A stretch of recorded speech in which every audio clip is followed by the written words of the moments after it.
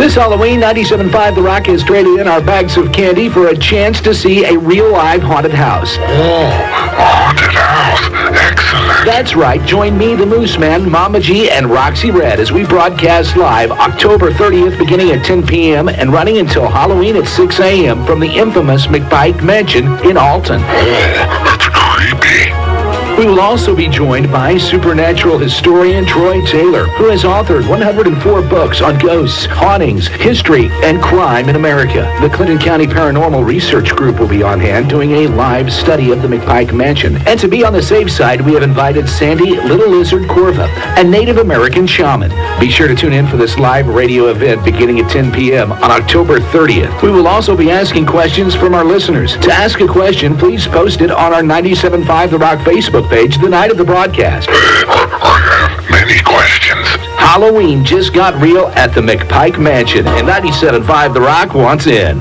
Yes, and we had real ghost in on that the taping of that ad. So there you go. We're doing well, getting a jump start on Halloween and getting geared up for our live broadcast tomorrow night from the McPike Mansion in Alton, Illinois, one of the scariest places around.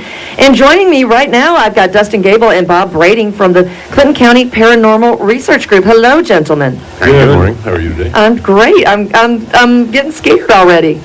I don't know. I know. I mean, it's one thing to go there, and I've been scared there before, and I don't get scared that easily, but there's just something about that place that kind of creeps me out, and now we're spending the night there. It is a pretty ominous place. Yes, it is. Now, you, Bob, have been there before. Yeah, I went there in 2001. Yeah. So it's going to be a lot of fun to go back. Oh, yeah, and Dustin, you have not been there yet? No, I have not. No, I'm really looking forward to it. New and exciting for you as well. Okay, first I want to ask you guys, I know you're both into the research. How did you get started? Bob, how did you get started in all of this? Well, I started back in 1977, and up in northern Illinois there was a story about a giant bird that had been flying around that people had spotted. So here I am in, fourth or fifth grade, and I'm taking off on my 10-speed, and I'm going to go hunt it down and take a picture of it with my camera. And after that, I heard about my grandmother's house being haunted. It was just pretty much all, Went from there? Yeah, I went from there. So you just wanted to know more about, just want to find out what everybody's talking about kind of thing, or? Well, I was more interested in finding out for myself to prove that it was real.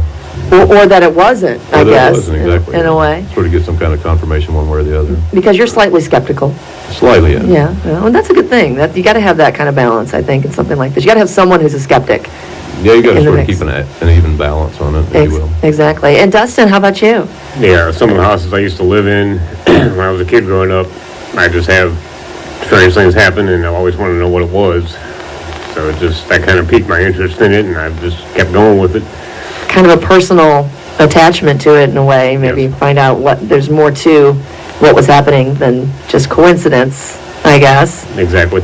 Yeah, well, yeah, and it's so interesting, and I myself was I'm fairly skeptical. It's fun though for me. I think it's fun, and I explained a situation that happened with me at the Miners Theater in Collinsville where I saw something happen, and I think I've talked about this on the air before, and it wasn't that it scared me.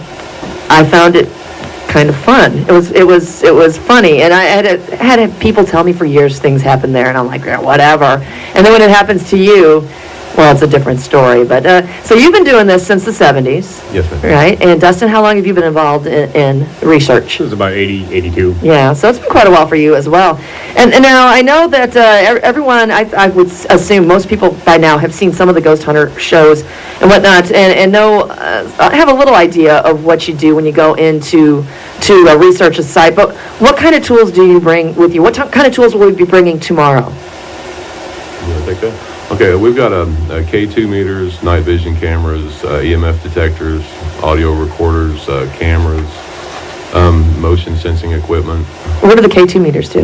A K2 meter measures the electromagnetic field in the area where you're at. Okay, so it can tell you if it's energy from, I guess what I've seen before is they can, if there's an energy presence, they can either find out it's something like from electrical related, or if there's nothing in that area that is that could possibly be. It could be something else sending in that energy.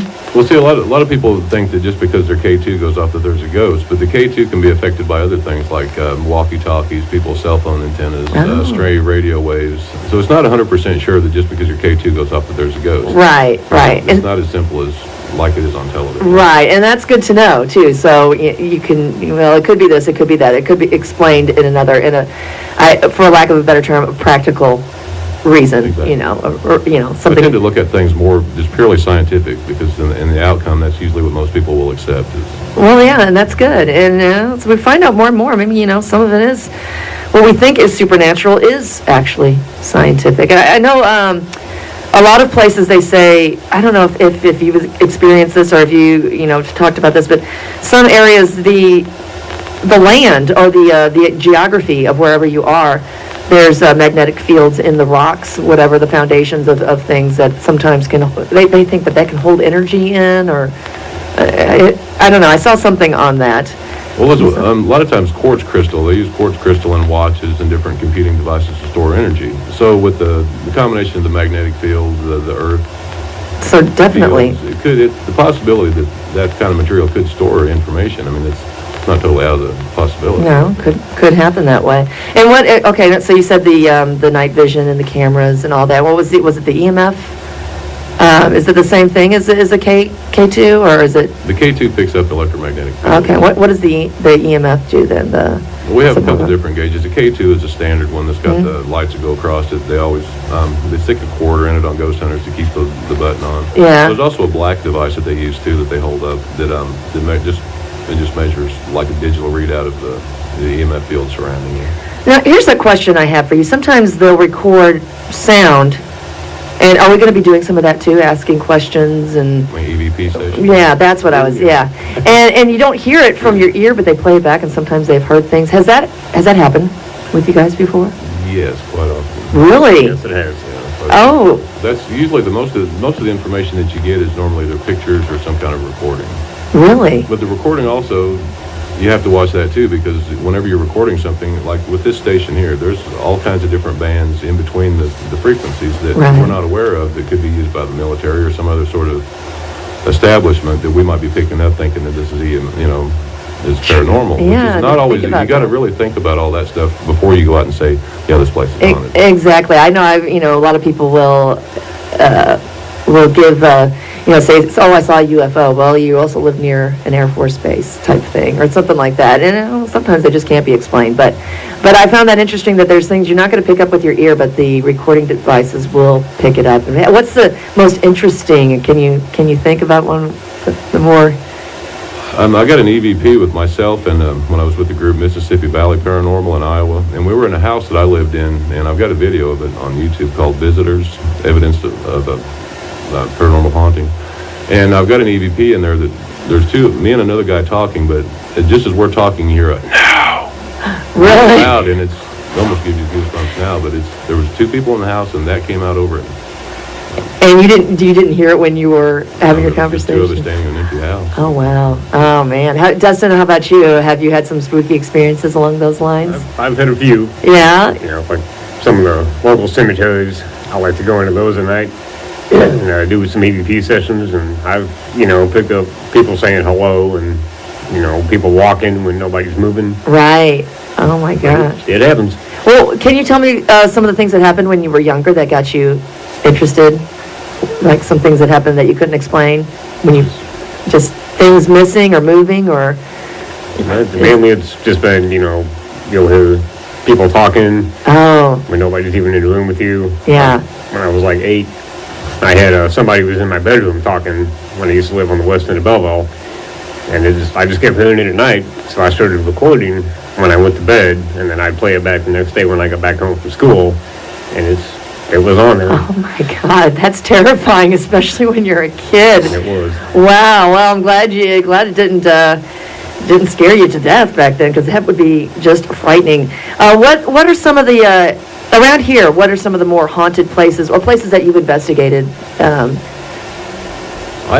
only places I've investigated around here would probably be closer to Louisville and outside areas. Yeah. I've been to Waverly Hills and I've been to Roswell and all different kinds of places. So Around here in the local area, I'm not really sure. I have had a lot of calls about people wanting their house investigated, but being a professional, you can't really mention who they are or where they're Oh, at. sure, But, sure.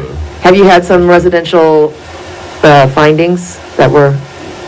I have a few, but like I said, I really... No, you can't say, I don't want you to say who they are, but I mean, There's just there's a few active places. where here it seemed in pretty this area. legitimately, Yeah. yeah, like it could be haunted. Well, Roswell, what was that like? Did you find anything, or was it, Well, no, me and a friend of mine went down there. So I used to be with the MUFON, the Mutual UFO Network, for several years. Yeah. And not always, everybody that's in that wants to go to Roswell. That's kind of sure. like the Mecca. So we went down there and saw the crash site and took a bunch of pictures, and pretty much that was about it. But being there was just kind of cool? It was kind of like a history lesson in a way, more of a, yeah, like you said, like a mecca for UFO investigations. So that would be cool. But Dustin, we were talking earlier, the Limp Mansion. You've been to the Limp Mansion? I've been to the Limp Mansion a few times, and that place is very active. That's what I've heard. Can you tell me some of the things that happened when you were there? You hear the disembodied voices all over the house, people walking, doors open and close. I've heard You're that. the only one in the place, and you hear what's going on. Oh, man. I'm wondering if that's what we're going to hear. I also heard something, and I think was it Bob that had the picture outside Yes. the McPike Mansion? Yeah. And can you tell us about that? Well, we took that in 2001. My girlfriend took the picture. So we stopped at the dollar store to get a camera. And so you can get one that's not tampered with. It's best to get one this is back before digital cameras Sure. really came out. So I grabbed one at the dollar store, the sealed one, disposable one, and she just took a few pictures. But when we got back to town, the guy from Kmart that was developing the picture said, "Hey, come here, you got to see this." He said, "What is this in this picture?" Because he recognized the house. And it looked like, for better lack of words, a little girl standing in the window of the house.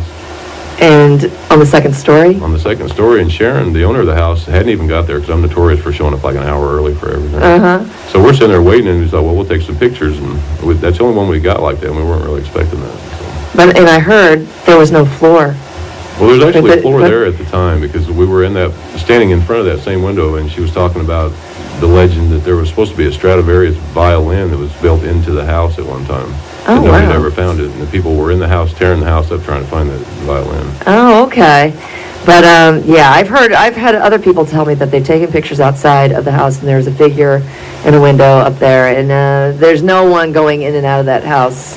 At least it hasn't been for many, many, many years because they're not allowed to. And I don't think there's much flooring on the second floor now. So that's one of the reasons we're going to be pretty much relegated to the cellar for the most part, and maybe get to go around the ground floor a little bit. I don't know. We're going to have to find out about that. But, yeah, it's going to be very exciting. Now, I've heard that when I took a tour of the Alton Haunted Tour several years ago, and that place was by far the creepiest. And they had told us stories that people had died there. I think there might have been a murder, might have been a suicide, something going on there. So, has it seemed that most of the places where you have found some things that could be legitimate hauntings, that has been the case, that someone has passed away within the structure? A lot of times, yeah. Yeah, it's almost like a trapped energy, if you will. Well, quite a bit of it, or Yeah. just the land itself, but then you can't really explain why it's haunted because you don't know the history of it. Right. Yeah, the deaths have contributed a lot to it. Well, that's what they say. I don't. Yeah, I have friends whose relatives have passed away within their homes, and things happen afterwards, and not always. It's not always a scary thing, and it's not always a bad thing. Sometimes it's kind of cool. It's kind of comforting in a way, especially if it was someone who's not particularly a bad person. So that's kind of cool. You can look at it that way. You can look at it as it might be a nice haunting, if you will. I guess I don't know. It's one way to. Are you familiar with the Bell Witch haunting? I'm not. Because John Bell, with the Bell Witch legend, was the first person that was ever acknowledged by the government to be killed by an entity. And it's also Really? listed on a sign outside of Adams, Tennessee. Oh my gosh! So what do they say happened? Do they scared to death or suffocated or? I'm not really sure. There's a lot of speculation. We spent the weekend in Adams several years ago and talked to a lot of the townspeople that were kind of upset about the American haunting because if you've ever seen it, you know what the story was based on and why was supposed to happen. But apparently that's not the case. It's not that's not why Hollywood has a way of fabricating. Oh well, yeah, they have to make it more sensational. Yeah, well, that's kind of interesting though that they actually documented it as being killed by an entity. But have you ever had a case where you were on an investigation and you felt like you were pushed or shoved or scratched or anything along those lines? I never have. No. How about you, Dustin? No. No. Well, that's good. So I hope that doesn't happen tomorrow night. I've been on investigations with my friends who had a group, and I was I tag along as the skeptic, and someone said, oh, they got scratched, or they got put. I felt someone push me at the top of the stairs, and I don't know. I don't know if people's minds sometimes play tricks. I don't know if that's what they're really happened. I know I've watched a ghost hunter episode and seen some of those things, and I don't, it's on TV, so you got to take that into consideration. And they've shown playbacks where it looked like somebody's hood got pulled or whatnot. And have you ever felt anything like that? Any sort of? No, that's all a lot of the TV. Actually, to be perfectly honest, now that I'm telling this in front of thousands of people, going ghost hunting is actually very boring when you're sitting there in the dark. Yeah. The only exciting part is when you're able to get home back to your comfort zone and listen to it on the recorder. Right, and hopefully find something there after and go through hours of it. I would imagine that's a little. It's not as glamorous as ghost hunting. No. Well, they can condense it all down into an hour, and take out the best parts. And who knows how many investigations they have to go on to find something. And two, it's a TV show. If they want to keep the TV show going, sometimes things have to be sensationalized a little bit. But I'm glad to know that you guys, though, you seem legit. You're skeptical in a sense, but you have seen things, you've heard things. So we're not going in just assuming that something's going to happen. We're just going to go. We're going to hang out. We're going to have a good time and.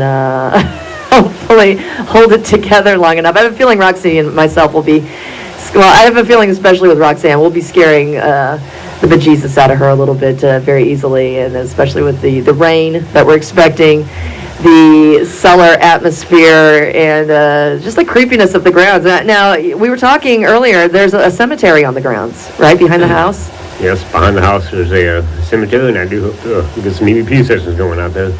See if I can pick something up. Oh, sure. I know that the house has a very sort of a spooky history about it, and I want to say, now correct me if I'm wrong, I'd heard a story, maybe there was a crime of passion, a murder of passion that happened in the house, someone killed somebody, or a jealousy type thing, or infidelity, I don't know, and then someone had taken their life there. Now, I don't know, that could have been just something I heard and sensationalized, but kind of goes hand in hand with a lot of the ghost hauntings that you hear about. Now, Limp Mansion, what happened there? There was some of that going on, wasn't there? Some murder and there was some suicides in the house, and that's what gets a lot of the activity going. Yeah, because wasn't one of the Limp family members had lost their mind or something. Yes. And I've heard that sometimes I think it's one of the restrooms there. You go in and sometimes people have seen someone in there, and it looked as if they. Like a quick glance of someone hanging themselves or something like that. I've heard something along those lines in the Limp Mansion. And that's a place, too. You can go and you can spend the night. They lock you in at night. Yes, they do. They do. Oh, spooky. Well, that is very, very cool. You guys have a website that they can go to?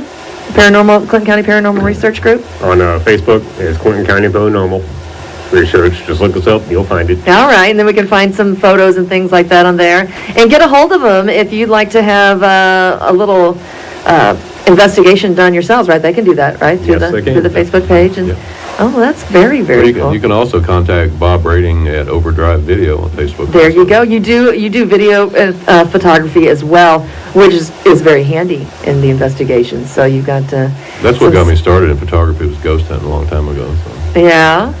Well, that's very cool. And yeah, they can. They can reach you at overdriver64@yahoo.com. Get a hold of them on Facebook as well. And I've got Bob's information right here if you'd like to know more about the photography and video production. And I know you work with some music videos and things like that as well, like a little music background with your dad. And you started at a young age with that as well? When I was born, 5 minutes later, my mom would have gave birth to me in the studio. Oh my gosh. Kind of like that, yeah. So there you go. That's it. So where it all started, and it led you to this. And I got to tell you, I'm pretty excited. You guys excited? Are you It's gonna be a good pumped? night. It's going to be fun. We're going to have a shaman with us. We're going to have Troy Taylor with us. He's authored several books on the subject, and in particular on the McPike Mansion. So he's probably the one we need to we'll get some more info on the history of the house itself and find out what we can expect. And, oh, I'm scared. I don't know. I want to thank you guys for coming in, though. I don't know, is there anything else? Dave, is there any questions you have for me? None yet. No, I'm good. I just thank you for having us. So I No appreciate it. problem. Thanks for coming in, Dustin. Bob, it's great meeting you guys, and I look forward to tomorrow night. We're going to have a lot of fun, and it's good to know that you got a skeptical bone in your body, and that it's not going to be all, oh, did you see that? Did you see that? Did you see that? It's not going to be any of that, because, yeah. It won't be like Ghost No. Adventures. No, you're not going to, oh, yeah, you're not going to cuss out the ghost or anything, No, are you, I like promise. that? It's actually more, I would say this would be more about safety also because of the situation. You got to take that into account first of all, more than anything. Oh, definitely, because, yeah, you cannot come out and hang out with us. It's just our limited group here, because mainly for safety concerns. And it's not a good idea. So do not do that. Just listen to us on the radio, listen to us online at WDLJ.com. You can stream that from wherever the internet is available. And we'll be rebroadcasting some of this on Halloween Day as well. So do not try to find us. Just don't do it. We'll sick the ghost on you or something. I don't know. Hopefully they won't. We'll just redirect them in your direction. So don't do that. But we're going to have a great time out there. I want to thank you guys once again for coming in. I look forward to tomorrow. Everyone, tune in for that. It's going to start at 10 p.m. and we're going to stick around until the morning. So I don't know how well we'll be handling the day shifts on Thursday, but I guess you guys have the day off the next day, going to be able to sleep Yes, a little we bit. do. I work every day pretty much on videos and stuff, so no. But you got your own schedule. I'm a little jealous right now. I may have to call in sick. Shh, don't tell them. But we're going to get that all going tomorrow. Thanks again, guys. We're going to get back into the music right now with Cheap Trick.